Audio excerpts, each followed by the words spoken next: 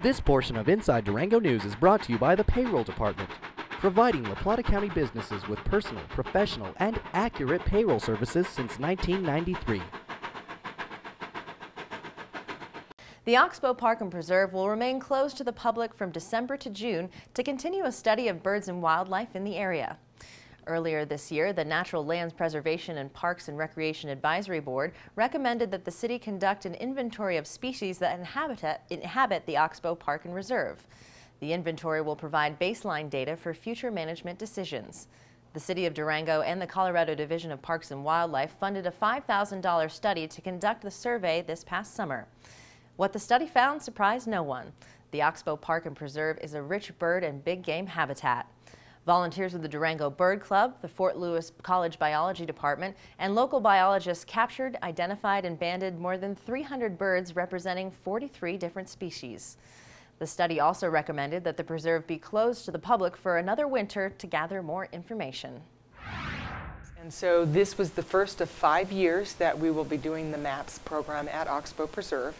And what we talked about with the advisory boards this week is, should we initiate the closure of the preserve beginning December 1st of this year through June 30th of 2015 to give us a better baseline of the type of particularly nesting birds that we have on the property without any human disturbance. And the boards were supportive of that. So we'll have a good 2-year baseline this year and this coming year without the public being able to come into the preserve when the nesting is occurring. The city also hopes to survey human activity on the river. Met said the city will seek grants for a study on the river's human carrying capacity and the impact that recreation has on the river's ecosystem and environment.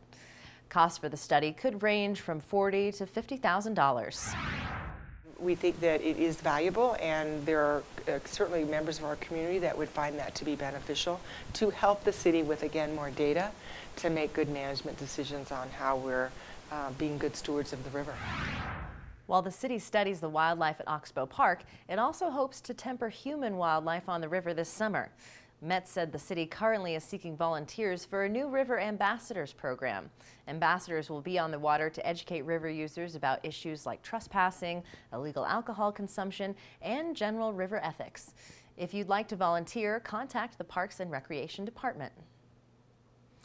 This portion of Inside Durango News is brought to you by the Payroll Department, providing La Plata County businesses with personal, professional, and accurate payroll services since 1993.